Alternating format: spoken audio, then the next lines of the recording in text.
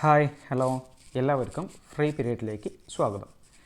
ഇന്ന് നമ്മൾ ജേർണലിസ്റ്റിക് പ്രാക്ടീസസിലെ ഒന്നാമത്തെ മൊഡ്യൂളായിട്ടുള്ള സ്ട്രക്ചർ ഓഫ് എഡിറ്റോറിയൽ ഡിപ്പാർട്ട്മെൻറ്റിലെ അടുത്ത സെഷനാണ് നമ്മൾ പഠിക്കുന്നത്. ബ്യൂറോ ചീഫ് ആരാണ്, എന്താണ് ബ്യൂറോ ചീഫ് എന്നുള്ളതാണ് നമ്മളിതിൽ ഡിസ്കസ് ചെയ്യുന്നത്. A news bureau is an office four gathering or distributing news. ഒരു വാർത്തകൾ ഗ്യാദർ ചെയ്യപ്പെടുന്ന, അതായത് വാർത്തകൾ ശേഖരിക്കപ്പെടുന്ന, അത് വിതരണം ചെയ്യപ്പെടുന്ന ഒരു ന്യൂസിൻ്റെ ഓഫീസാണ് ഏതെന്ന് പറയുന്നത്, ബ്യൂറോസ് എന്ന് പറയുന്നത്. അതായത് ഓരോ ന്യൂസ് പേപ്പേഴ്സിനും ഓരോ പ്രധാന നഗരങ്ങളിൽ ഓരോ ഓഫീസുകൾ ഉണ്ടായിരിക്കും. ആ ഓഫീസുകളെയാണ് എന്തെന്ന് വിളിക്കുന്നത്, ബ്യൂറോസ് എന്ന് വിളിക്കുന്നത്. He or she coordinate the news gathering operations assigned to the bureau and hand over the reports to the news desk. He or she, അതായത് ബ്യൂറോ ചീഫ്, ബ്യൂറോയുടെ ഹെഡായിരിക്കും ആരെന്ന് പറയുന്നത്, ബ്യൂറോ ചീഫ് എന്ന് പറയുന്ന ആൾ. ഈ ബ്യൂറോ ചീഫ് എന്താണ് ചെയ്യുന്നത്, അവർ ന്യൂസ് ഗ്യാതറിങ്ങിൻ്റെ ഓപ്പറേഷൻസ്, അതായത് ഓരോ സ്ഥലങ്ങളിലും നടക്കുന്ന ന്യൂസുകൾ അത് എന്തൊക്കെയാണെന്ന് കണ്ടെത്തി ആ ന്യൂസുകൾ ശേഖരിക്കുന്നതിന് വേണ്ടിയിട്ടുള്ള ഓരോ ഡ്യൂട്ടീസാണ് ആരെ ഏറ്റെടുക്കാറുള്ളത്, ബ്യൂറോ ചീഫുകൾ ഏറ്റെടുക്കാറുള്ളത്. ആ ന്യൂസുകൾ കളക്ട് ചെയ്ത് കഴിഞ്ഞതിന് ശേഷം ആ റിപ്പോർട്ടുകൾ ന്യൂസ് ഡെസ്കിലേക്ക് കൈമാറുകയാണ് ബ്യൂറോ ചീഫ് ചെയ്യാറുള്ളത്. Bureau chief has A head of the reporting team largely operate outside the news paper office while editors usually work in house. Bureau chief എന്ന് പറയുന്നത് ഒരു റിപ്പോർട്ടിംഗ് ടീമിൻ്റെ ഒരു ഹെഡാണ് ആരെന്ന് പറയുന്നത്, ബ്യൂറോ ചീഫ് എന്ന് പറയുന്നത്. ഈ ബ്യൂറോ ചീഫ് എന്ത് ചെയ്യുന്നു, ഔട്ട്സൈഡ് ആയിട്ടുള്ള, അതായത് എഡിറ്റേഴ്സൊക്കെ എല്ലാ സമയങ്ങളിലും വർക്ക് ഇൻ ഹൗസ്, അതായത് ഓഫീസുകളിൽ നിന്ന് വർക്ക് ചെയ്യുന്ന സമയത്ത് ആ ഓഫീസുകളിൽ പുറത്തുള്ള ന്യൂസുകളെല്ലാം കളക്ട് ചെയ്യുന്ന ആളായിരിക്കും, ആ ഡ്യൂട്ടിയുള്ള പേഴ്സൺ ആയിരിക്കും ആരെന്ന് പറയുന്നത്, ബ്യൂറോ ചീഫ് എന്ന് പറയുന്നത്. A bureau chief may be responsible for one city or a district or responsible for multiple cities and district. ഒരു bureau chief may be responsible, ചില സമയത്ത് ഒരു സിറ്റിയുടെയോ അല്ലെങ്കിൽ ഒന്നിലധികം സിറ്റിയുടെയോ അല്ലെങ്കിൽ ഒരു ജില്ല അല്ലെങ്കിൽ മൾട്ടിപ്പിൾ സിറ്റീസ്, കുറേയധികം സിറ്റികളുടെയൊക്കെ ഡിസ്ട്രിക്റ്റുകളുടെയൊക്കെ ചുമതലകൾ ചിലപ്പോൾ വഹിക്കേണ്ടി വരും എന്നുള്ളത് നോക്കേണ്ടതാണ്. അടുത്ത പോയിന്റ് എന്താ, bureau chief must curate, report and file a selection of news stories from their base of operations and hand them over to their news papers home office. എന്ന് വെച്ച് കഴിഞ്ഞാൽ ബ്യൂറോ ചീഫ് എന്ന് പറയുന്ന ആൾ എല്ലാ സമയത്തും കൃത്യമായിട്ട് ശ്രദ്ധ കേന്ദ്രീകരിക്കേണ്ട ഒരാളാണ്. എന്തിനു വേണ്ടിയിട്ട്, ന്യൂസ് സെലക്ഷൻ പ്രോസസ്സുകൾ, ഏതൊക്കെ ന്യൂസുകളാണ് സെലക്ട് ചെയ്യേണ്ടത്, ഏതൊക്കെ ന്യൂസുകളാണ് ശേഖരിക്കേണ്ടത് തുടങ്ങിയുള്ള കാര്യങ്ങളൊക്കെ തീരുമാനിക്കുകയും അതിന് എന്തെല്ലാം പ്രവർത്തനങ്ങളാണ്, എന്തെല്ലാം ഓപ്പറേഷൻസാണ് നടത്തേണ്ടത് എന്ന് തീരുമാനിക്കുകയും അത് കൃത്യമായി നടപ്പിലാക്കിക്കൊണ്ട് ആ വാർത്തകൾ ശേഖരിച്ച് കഴിഞ്ഞതിന് ശേഷം ന്യൂസ് പേപ്പറിൻ്റെ തൻ്റെ ഓഫീസിലോട്ട് ആ വാർത്തകൾ കൈമാറേണ്ട ഡ്യൂട്ടി ആര് ചെയ്യേണ്ടതുണ്ട്, ബ്യൂറോ ചീഫ് ചെയ്യേണ്ടതുണ്ട്. അതുകൊണ്ട് അത്രയും ശ്രദ്ധ കേന്ദ്രീകരിക്കേണ്ട ഒരു ഡ്യൂട്ടിയാണ് ആർക്കുള്ളത്, ഒരു ബ്യൂറോ ചീഫിനുള്ളത്. ഇനി രണ്ടാമതായിട്ട് നമ്മൾ പറയുന്നു ചീഫ് റിപ്പോർട്ടർ. ചീഫ് റിപ്പോർട്ടർ എന്ന് പറയുന്ന ആളാരാണ്, chief reporter plays an important role in news reporting since he or she is in charge of all the reporters in a given edition of a newspaper. ഒരു news പേപ്പറിൽ വാർത്തകൾ collect ചെയ്യുന്നതിന് വേണ്ടിയിട്ട് കുറേ reporters ഉണ്ടായിരിക്കും. ആ റിപ്പോർട്ടേഴ്സിൽ ഏറ്റവും കൂടുതൽ എക്സ്പീരിയൻസ്ഡ് ആയിട്ടുള്ള ആളെയായിരിക്കും ആരായിട്ട് അപ്പോയിൻറ്റ് ചെയ്യുന്നത്, ചീഫ് റിപ്പോർട്ടറായിട്ട് അപ്പോയിൻറ്റ് ചെയ്യുന്നത്. After the discussions with the news editor regarding the coverage of the news, the chief reporter allocates assignment to the reporters. അതായത് ന്യൂസ് എഡിറ്ററുമായിട്ട് എല്ലാ സമയത്തും ഒരു ഡിസ്കഷൻസ്, ഒരു ചർച്ച ചീഫ് റിപ്പോർട്ടർ നടത്തുന്നതായിരിക്കും. ആ ചീഫ് റിപ്പോർട്ടറും ന്യൂസ് എഡിറ്ററും തമ്മിലുള്ള ചർച്ചയ്ക്ക് ശേഷം ഏതൊക്കെ റിപ്പോർട്ടർമാരെയാണ് ഏതൊക്കെ ന്യൂസുകൾ കളക്ട് ചെയ്യുന്നതിന് വേണ്ടി തീരുമാനിക്കേണ്ടത്, അവർക്ക് ഏതൊക്കെ ചുമതലകൾ കൊടുക്കണം, റിപ്പോർട്ടേഴ്സിന് ഏതൊക്കെ വാർത്തകൾ കളക്ട് ചെയ്യേണ്ട ചുമതലകൾ കൊടുക്കണം എന്ന് തീരുമാനിക്കുന്ന ആരായിരിക്കും, ചീഫ് റിപ്പോർട്ടർ ആയിരിക്കും. He or she coordinate the news collection tasks so that nothing important is missed by the reporters. മാത്രമല്ല ചീഫ് റിപ്പോർട്ടർക്ക് എന്തുണ്ട്, ഒരു ന്യൂസ് കളക്ഷൻ കോർഡിനേഷൻസ് അല്ലെങ്കിൽ കോർഡിനേറ്റ് ചെയ്യണം. വാർത്തകൾ ശേഖരിക്കുന്നത് കൃത്യമായിട്ട് എല്ലാ വാർത്തകളും ശേഖരിക്കുന്നില്ലേ എന്നുള്ള കാര്യങ്ങളൊക്കെ ഉറപ്പ് വരുത്തേണ്ടത് ചീഫ് റിപ്പോർട്ടറാണ്. ആയതുകൊണ്ട് തന്നെ അവിടെ എന്ത് ചെയ്യണം, ഒരു വാർത്തകൾ പോലും മിസ്സായിട്ടില്ല എന്ന് ഉറപ്പ് വരുത്തേണ്ട ഡ്യൂട്ടിയും ആർക്കുള്ളതാണ്, ചീഫ് റിപ്പോർട്ടർക്കുള്ളതാണ്. ഓക്കെ, ഇനി അടുത്തത് responsibilities of A chief reporter എന്നുള്ളതാണ്. ഒരു ചീഫ് റിപ്പോർട്ടറിൻ്റെ പ്രധാനപ്പെട്ട ചുമതലകൾ എന്തെല്ലാം എന്നുള്ളതാണ്. ഒന്നാമത്തെ പോയിൻ്റ് ന്യൂസ് ഹണ്ടിങ് എന്ന് വെച്ച് കഴിഞ്ഞാൽ വാർത്തകൾ കണ്ടെത്തുക എന്നുള്ളതാണ്. വാർത്തകൾ ശേഖരിക്കുന്നതിന് വേണ്ടിയിട്ടുള്ള എല്ലാവിധ കാര്യങ്ങളും ചെയ്യുക എന്നുള്ളതാണ് ഒന്നാമത്തെ റെസ്പോൺസിബിലിറ്റി എന്ന് പറയുന്നത്. രണ്ടാമത്തേത് ബീറ്റ് മാനേജ്മെൻറ്റ് എന്നുള്ളതാണ്. എന്താണ് ബീറ്റുകൾ എന്ന് പറഞ്ഞു കഴിഞ്ഞാൽ വാർത്തകൾ ലഭിക്കുന്ന സോഴ്സുകളാണ്, ഉറവിടങ്ങളാണ് ഏതെന്ന് പറയുന്നത് ബീറ്റുകൾ എന്ന് പറയുന്നത്. ഉദാഹരണത്തിന് ഹോസ്പിറ്റലിൽ നിന്നും നമ്മൾ വാർത്തകൾ കിട്ടുന്ന അതൊരു ബീറ്റാണ്. ലെജിസ്ലേറ്റീവ് അസംബ്ലീസ്, നിയമനിർമ്മാണ സഭകൾ ഒരു ബീറ്റാണ്, വാർത്തകൾ കിട്ടുന്നുണ്ട്. കാലിക്കറ്റ് യൂണിവേഴ്സിറ്റി ഒരു ബീറ്റാണ്, വാർത്തകൾ കിട്ടുന്നുണ്ട്. ഇത്തരത്തിൽ ബീറ്റുകൾ കൃത്യമായിട്ട് മാനേജ് ചെയ്യുക, ആ ബീറ്റുകളിലോട്ടൊക്കെ റിപ്പോർട്ടേഴ്സിനെ എന്ത് ചെയ്യുക, ഒരു ഡ്യൂട്ടിക്ക് വേണ്ടി അസൈൻ ചെയ്ത് കൊടുക്കുക എന്നുള്ള ചുമതല, റെസ്പോൺസിബിലിറ്റി ചീഫ് റിപ്പോർട്ടറിനാണുള്ളത്. അടുത്ത പോയിൻ്റ് എന്താ, അഡ്മിനിസ്ട്രേറ്റീവ്ലി ഫങ്ഷൻസ് എന്നുള്ളതാണ്. അഡ്മിനിസ്ട്രേറ്റീവ്ലി ഫങ്ഷൻസ് എന്ന് പറഞ്ഞു കഴിഞ്ഞാൽ എന്താണ്, അതായത് ചീഫ് റിപ്പോർട്ടർക്ക് കീഴെയുള്ള എല്ലാ റിപ്പോർട്ടേഴ്സിനും കൃത്യമായിട്ട് എന്ത് ചെയ്യുക, അവർക്ക് ഒരു അസൈൻമെൻറ്റുകളും വർക്കുകളും മറ്റു കാര്യങ്ങളും നടത്തിക്കൊണ്ട് ഒരു അഡ്മിനിസ്ട്രേഷൻ കൃത്യമായിട്ടുള്ള രീതിയിൽ അവരെ ഉപയോഗപ്പെടുത്തുക എന്ന് പറയുന്ന ചുമതല. Special reporting. എന്താ സ്പെഷ്യൽ റിപ്പോർട്ടിംഗ് എന്ന് പറഞ്ഞു കഴിഞ്ഞാൽ ഒരു പെട്ടെന്നുണ്ടാവുന്ന കാര്യങ്ങളെക്കുറിച്ച് നല്ല വാർത്തകൾ തയ്യാറാക്കുക, സ്പെഷ്യലായിട്ടുള്ള റിപ്പോർട്ടേഴ്സ് തയ്യാറാക്കുക. ഉദാഹരണത്തിന് റിപ്പോർട്ടർ എന്ന് പറയുന്ന ചാനലിൽ വയനാട് ദുരന്തത്തെ സംബന്ധിച്ചുകൊണ്ടുള്ള ഒരു സ്പെഷ്യൽ റിപ്പോർട്ടിംഗ് വരുന്നു. അതാണ് ഈ സ്പെഷ്യൽ റിപ്പോർട്ടിംഗ് എന്ന് പറയുന്നത്. അതിനെക്കുറിച്ച് മാത്രം അതിൻ്റെ ഡീറ്റെയിൽ ആയിട്ടുള്ള ഇൻഡെപ്ത് ആയിട്ടുള്ള കാര്യങ്ങൾ പറഞ്ഞുകൊണ്ടുള്ള റിപ്പോർട്ടിംഗ് തയ്യാറാക്കേണ്ടത് ചീഫ് റിപ്പോർട്ടർ ആയിരിക്കും. അടുത്തത് എന്താണ്, coordination with chief and executive editors. അതായത് ചീഫ് എഡിറ്ററും അതുപോലെ തന്നെ എക്സിക്യൂട്ടീവ് എഡിറ്ററുമായിട്ട് ഒരു കോർഡിനേഷൻ, പരസ്പര ബന്ധം എല്ലാ സമയത്തും കാത്തു സൂക്ഷിക്കേണ്ട ഒരാളാണ് ആരെന്ന് പറയുന്നത്, ചീഫ് റിപ്പോർട്ടർ എന്ന് പറയുന്നത്. അടുത്തത് കമ്പാരിറ്റീവ് സ്റ്റഡി ഓഫ് കോമ്പറ്റേറ്റേഴ്സ്. ആരാ കോമ്പറ്റീറ്റർ എന്ന് പറഞ്ഞു കഴിഞ്ഞാൽ നമുക്ക് ആരൊക്കെയാണ് നമ്മൾ എതിര് നിൽക്കുന്നത്. ഉദാഹരണത്തിന് മാതൃഭൂമി എന്ന് പറയുന്ന ന്യൂസ് പേപ്പറിലാണ് നിങ്ങൾ വർക്ക് ചെയ്യുന്നത് എന്നുണ്ടെങ്കിൽ നിങ്ങൾ സ്വാഭാവികമായിട്ടും എന്തറിയണം, മലയാള മനോരമ ന്യൂസ് പേപ്പർ എങ്ങനെയാണ് ആ വാർത്ത കവർ ചെയ്യുന്നതെന്ന് അറിയണം. അതുപോലെ തന്നെ ചന്ദ്രിക, ദേശാഭിമാനി തുടങ്ങിയ ന്യൂസ് പേപ്പേഴ്സ് എങ്ങനെയാണ് ആ വാർത്തകൾ കവർ ചെയ്യുന്നത് നിങ്ങൾ അറിയണം. അപ്പോൾ പുതിയ രീതിയിലുള്ള പുതുമ കൊണ്ടുവരുന്നതിന് വേണ്ടി ശ്രമിക്കേണ്ടതും ആരുടെ ചുമതലയാണ്, ഒരു ചീഫ് റിപ്പോർട്ടറിൻ്റെ ഒരു റെസ്പോൺസിബിലിറ്റിയാണ്. Okay, so we are moving on the next topic is reporter. Reporter എന്ന് പറയുന്ന ആളെക്കുറിച്ചിട്ടാണ് നമ്മൾ പറയുന്നത്. A reporter gathers news and write for her organisation. ഒരു റിപ്പോർട്ടർ എന്ന് പറയുന്നത് ഒരു ന്യൂസുകൾ കണ്ടെത്തി ആ വാർത്തകൾ എഴുതുന്ന വ്യക്തിയാണ് ആരെന്ന് പറയുന്നത്, ഒരു റിപ്പോർട്ടർ എന്ന് പറയുന്നത്. At every social, political or cultural function, at the scene of a crime, accident or natural calamity, a reporter is given a honoured place എന്നുള്ളതാണ്. എന്ന് വെച്ച് കഴിഞ്ഞാൽ ഏത് സ്ഥലങ്ങളായിക്കോട്ടെ, ഒരു സോഷ്യലായിട്ടുള്ള നടക്കുന്ന ഒരു ഗ്യാതറിംഗ് ആയിക്കോട്ടെ, ഒരു പൊളിറ്റിക്കലായിട്ടുള്ള ഒരു സമ്മേളനം നടക്കുന്ന സ്ഥലങ്ങളായിക്കോട്ടെ, ഒരു സോഷ്യൽ ഫംഗ്ഷൻ, ഒരു കൾച്ചറലായിട്ടുള്ള ഒരു ഫംഗ്ഷൻ നടക്കുന്ന സ്ഥലമായിക്കോട്ടെ, അല്ലെങ്കിൽ ഒരു കൊലപാതകം നടന്നിട്ടുള്ള, ഒരു ക്രൈം ചെയ്യപ്പെടുന്ന, അല്ലെങ്കിൽ ഒരു ആക്സിഡൻ്റലായിട്ടുള്ള, അല്ലെങ്കിൽ ഒരു നാച്ചുറൽ കലാമിറ്റി നടന്നിട്ടുള്ള, അല്ലെങ്കിൽ പ്രകൃതി ദുരന്തങ്ങൾ നടന്നിട്ടുള്ള സ്ഥലങ്ങളായിക്കോട്ടെ, ഒരു റിപ്പോർട്ടറിന് അവിടെ എപ്പോഴും ഒരു പ്രധാനപ്പെട്ട റോള് വഹിക്കാനുണ്ട് എന്നുള്ളതാണ് പറയുന്നത്. A reporter collect news of behalf of the readers of a newspaper. ഒരു ന്യൂസ് പേപ്പറിൽ നിങ്ങൾ കാണുന്ന, നമ്മൾ വായിക്കുന്ന എല്ലാ വാർത്തകളും, ഒരു ന്യൂസ് പേപ്പറിൽ നമ്മൾ കാണുന്ന എല്ലാ വാർത്തകളും ആര് കൊണ്ടുവരുന്നതാണ്, ഒരു റിപ്പോർട്ടർ നമുക്ക് വേണ്ടി അവർ കണ്ടെത്തി നമുക്ക് നൽകുന്നതാണ്. To a great extent, a newspaper's reputation and credibility depends on the reporters. അതായത് ഒരു റിപ്പോർട്ടേഴ്സിൻ്റെ കയ്യിലായിരിക്കും ഒരു ന്യൂസ് പേപ്പറിൻ്റെ ക്രെഡിബിലിറ്റിയും റെപ്യൂട്ടേഷൻസും എല്ലാം ഉണ്ടായിരിക്കുക എന്ന് വെച്ച് കഴിഞ്ഞാൽ, ഒരു റിപ്പോർട്ടർ സ്വാഭാവികമായിട്ടും ഒരു ഫേക്കായിട്ടുള്ള ഇൻഫർമേഷൻ്റെ അടിസ്ഥാനത്തിൽ എന്ത് ചെയ്യുന്നു, ഒരു വാർത്ത നൽകുന്നു എന്ന് കരുതുക. ആ വാർത്ത പബ്ലിഷ് ചെയ്യുന്നു.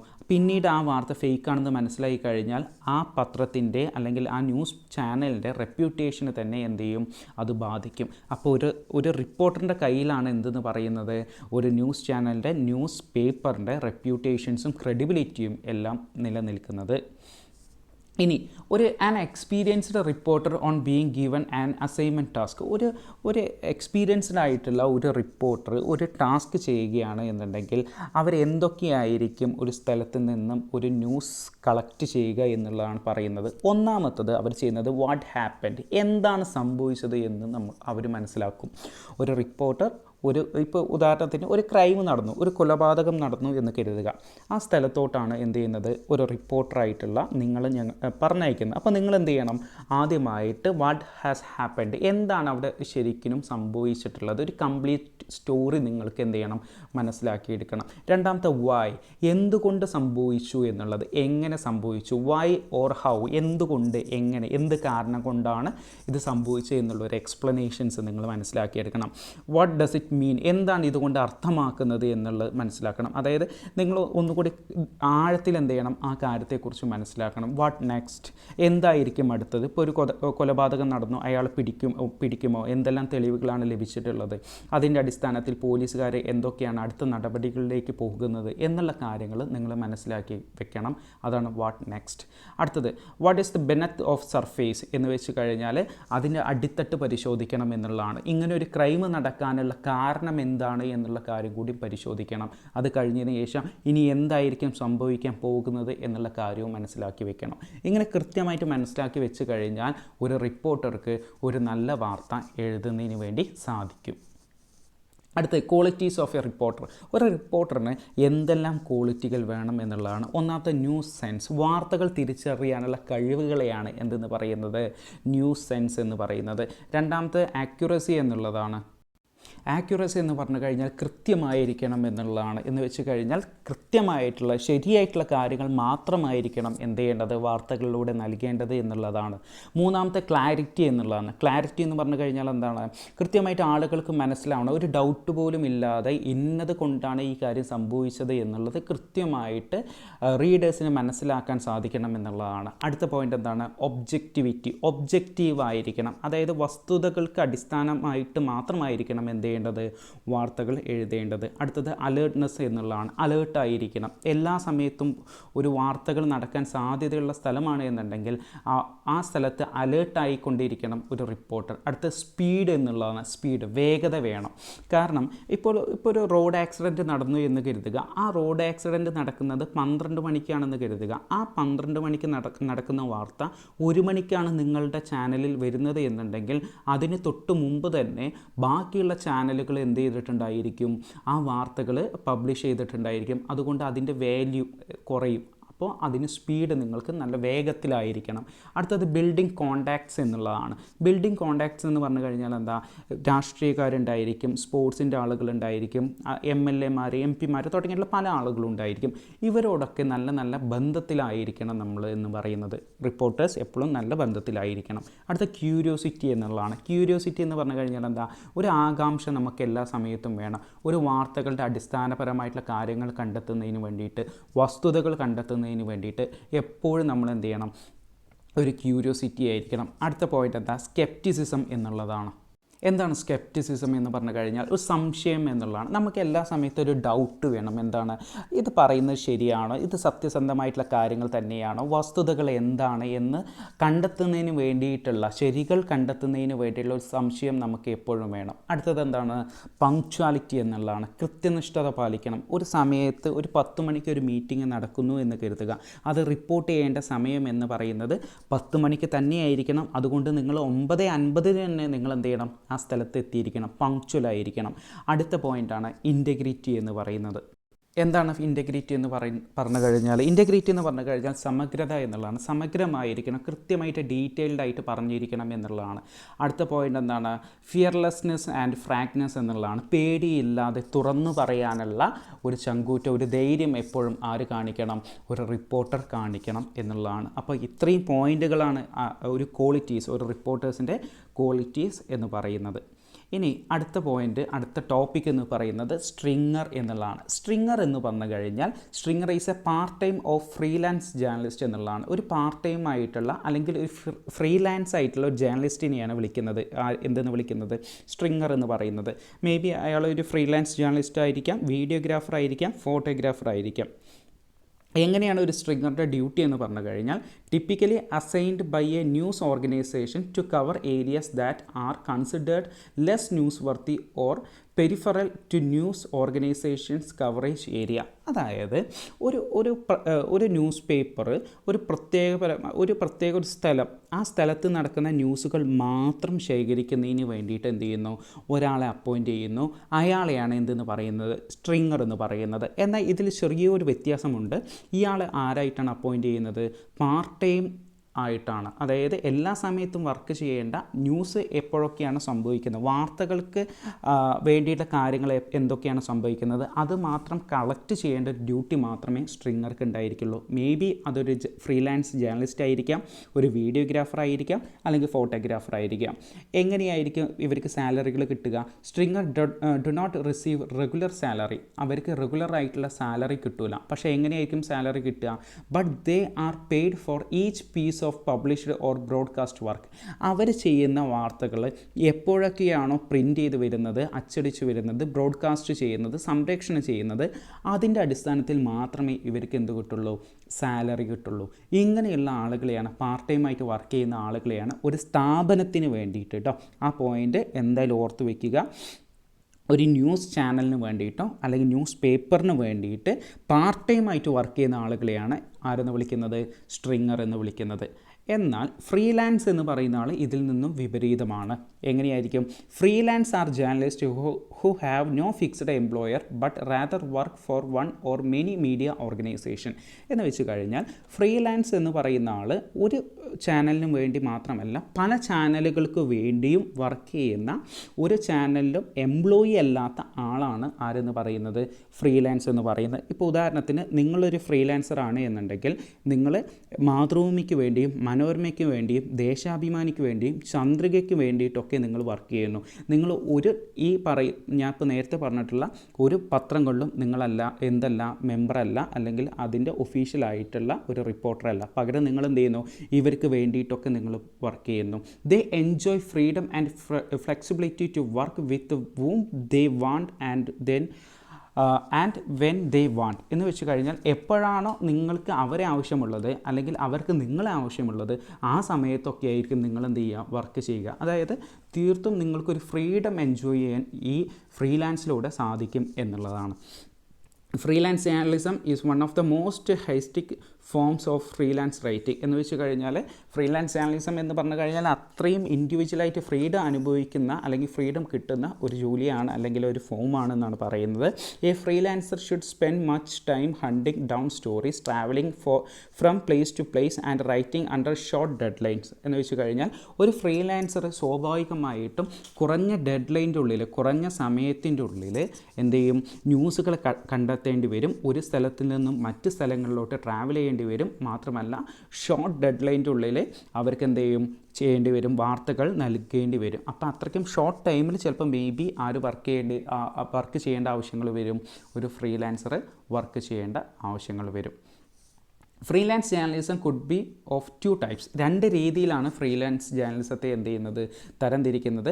ഒന്നാമത്തെ ന്യൂസ് പേപ്പർ ജേർണലിസം, രണ്ടാമത്തെ മാഗസിൻ ജേർണലിസം എന്നുള്ളതാണ്. എന്ന് വെച്ച് കഴിഞ്ഞാൽ ന്യൂസ് പേപ്പർ ജേർണലിസത്തിൽ എന്താണ്, പെട്ടെന്ന് വാർത്തകൾ നമ്മൾ സ്വാഭാവികമായിട്ടും ന്യൂസ് പേപ്പർ എന്ന് പറയും ഡേ ടു ഡേ നമ്മൾ പ്രിൻ്റ് ചെയ്ത് കൊണ്ടേയിരിക്കുന്ന സംഭവമാണ് ന്യൂസ് പേപ്പർ എന്ന് പറയുന്നത്. അപ്പോൾ അതിന് ടൈം എന്ന് പറയുന്നത് വളരെ ലോ ആയിരിക്കും. പക്ഷേ മാഗസിൻ എന്ന് പറയുന്നത് സ്വാഭാവികമായിട്ടും മന്ത്ലി ഒക്കെ ഇറങ്ങുന്നതായതുകൊണ്ട് അതിൽ വർക്ക് ചെയ്യുന്നതിന് ടൈം കൂടുതലും നമുക്ക് ലഭിക്കുന്നതായിരിക്കും. ആൻഡ് ഫോട്ടോ ജേർണലിസ്റ്റ്, അടുത്ത ടോപ്പിക്കാണ് എന്തെന്ന് പറയുന്നത്, ഫോട്ടോ ജേർണലിസ്റ്റ് എന്ന് പറയുന്നത്. Photo journalism create images in order to tell a news story. ഒരു ന്യൂസ് സ്റ്റോറി, ഒരു വാർത്തകൾ നിങ്ങളോട് പറയുന്നതിന് വേണ്ടിയിട്ട് ഏറ്റവും കൂടുതൽ കമ്മ്യൂണിക്കേറ്റ് ചെയ്യുന്ന ഒന്നാണ് ഏതെന്ന് പറയുന്നത്, ഫോട്ടോസ്. ആ ഫോട്ടോസ് എടുക്കുന്നതിനെയാണ് എന്തെന്ന് പറയുന്നത്, ഫോട്ടോ ജേർണലിസം എന്ന് പറയുന്നത്. Photo journalist create pictures that contribute to the news media. ഒരു ന്യൂസിന്, ഒരു വാർത്തകൾക്ക് വേണ്ടിയിട്ട് പിക്ചേഴ്സ്, അതായത് ഫോട്ടോസ് എടുക്കുക എന്നുള്ളതാണ് ഫോട്ടോ ജേർണലിസ്റ്റുകളുടെ ഏറ്റവും പ്രധാനപ്പെട്ട ഡ്യൂട്ടി എന്ന് പറയുന്നത്. A photo journalist is a visual reporter who exposed to significant obstacles such as physical danger, weather and crowds. എത്ര ജനക്കൂട്ടങ്ങളുണ്ടെങ്കിലും, എത്ര മോശപ്പെട്ട കാലാവസ്ഥയാണെന്നുണ്ടെങ്കിലും, ഫിസിക്കലി എത്രത്തോളം മോശമാണ് എന്നുണ്ടെങ്കിലും, ആ സ്ഥലത്ത് നിന്നൊക്കെ കൃത്യമായിട്ടുള്ള നല്ല രീതിയിലുള്ള ഫോട്ടോസ് എടുക്കുന്നതിന് വേണ്ടി തയ്യാറാവുന്ന ആളുകളാണ് ഫോട്ടോ ജേർണലിസ്റ്റുകൾ എന്ന് പറയുന്നത്. അവരൊരു വിഷ്വൽ റിപ്പോർട്ടറാണ്. വയനാട് ദുരന്തം സംഭവിക്കുന്ന സമയത്ത് ദുരന്തത്തിൻ്റെ എത്രത്തോളം ഭീകരത ഉണ്ട് എന്നുള്ള കാര്യം നമ്മൾ ഫോട്ടോസിലൂടെ നമ്മൾ കണ്ടിട്ടുള്ളതാണ്. അപ്പോൾ ആ വിഷ്വൽ കമ്മ്യൂണിക്കേഷൻ നടത്തുന്ന വിഷ്വൽ റിപ്പോർട്ടറാണ് ആരെന്ന് പറയുന്നത്, ഫോട്ടോ ജേർണലിസ്റ്റുകൾ എന്ന് പറയുന്നത്. Photo journalism is the use of photographs in combination with reports in media such as news papers, magazines and internet reporting. ഇപ്പോൾ നമ്മളുടെ ഓൺലൈനായിട്ട് ലഭിക്കുന്ന ഇൻ്റർനെറ്റ് റിപ്പോർട്ടിങ്ങിലായിക്കോട്ടെ, മാഗസീൻസിലായിക്കോട്ടെ, ന്യൂസ് പേപ്പേഴ്സിലായിക്കോട്ടെ, ഇതിലൊക്കെ വാർത്തകളുടെ കൂടെ വരുന്ന ഫോട്ടോസ് എടുക്കുന്ന ആളുകളാണ് എന്തെന്ന് പറയുന്നത്, ഫോട്ടോ ജേർണലിസ്റ്റ് എന്ന് പറയുന്നത് ഇവരെയാണ് എന്തെന്ന് പറയുക, ഫോട്ടോ ജേർണലിസം എന്ന് പറയുക. അപ്പോൾ ഒരു ന്യൂസിൻ്റെ കൂടെ ഫോട്ടോ വരിക എന്നുള്ള ഒരു കമ്പാനിയനായിട്ട് വരുന്ന ആ ഡ്യൂട്ടി ചെയ്യുന്ന ആളുകളാണ് ആരെന്ന് പറയുന്നത്, ഫോട്ടോ ജേർണലിസ്റ്റ് എന്ന് പറയുന്നത്. ഇനി ലാസ്റ്റ് ഫൈനൽ ടോപ്പിക്കാണ് the role of photo journalist. എന്താണ് ഒരു ഫോട്ടോ ജേർണലിസ്റ്റിൻ്റെ റോൾ എന്ന് പറയുന്നത്?